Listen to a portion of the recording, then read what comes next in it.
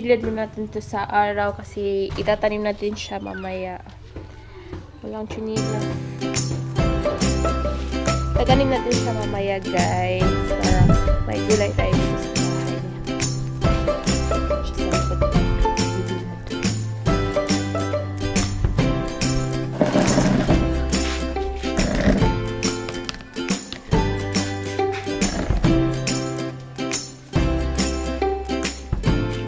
So guys, ayan po siya yung ingredients. Ikaw na ingredients. So, kasi may sago. May sago ba? Wala. Ay, Kasi ano to, binignit to. Oh, I mean, Ano ba yun? dinurog to, kaya walang sago. O, saan na yan? This one is, I don't know what's, I guess this is kamote. Kamote And then,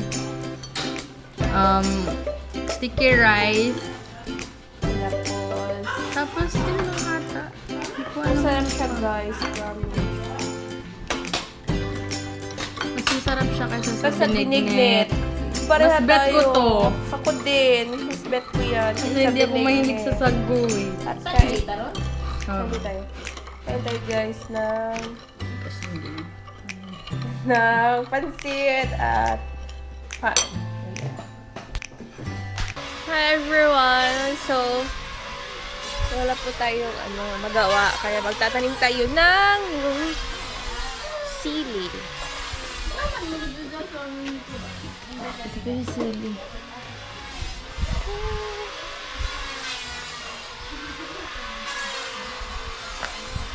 Biya! Linabya!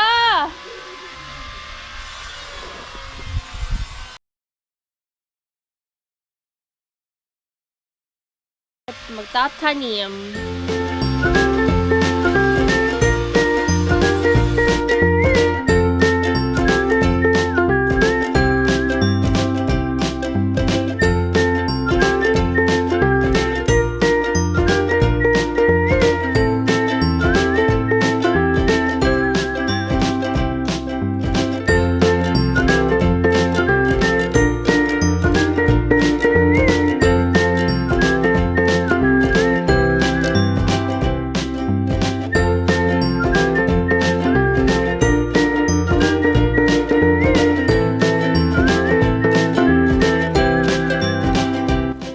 Magagamit natin yung mga nalalaman natin mga tanim-tanim nung tayo ay nasa elementary. Diba? Naalala niyo, guys? Naalala ko yan. Kada hapon kasi kami nag-aalaga ng garden. Ganyan. Masaya, masaya.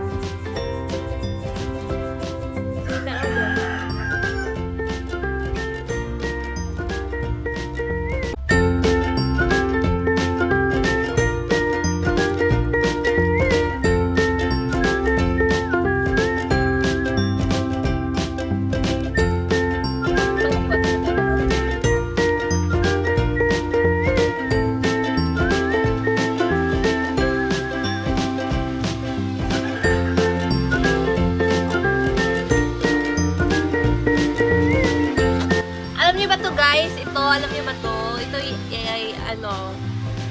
natural fertilizer.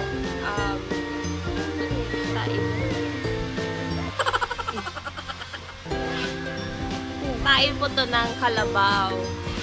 Naalala ko noon ng elementary days kami, pinapakuha kami ng teacher namin ng tain ng kalabaw. Project namin yun para ilagay namin sa garden, guys. Hindi naman kami nagre-reklamo nun kasi marami kang pumupunta dun sa farm, dun sa kabasakan, nagunguha ng tain ng kalabaw, guys. Basakan? Basakan! Sa Bisaya, basakan.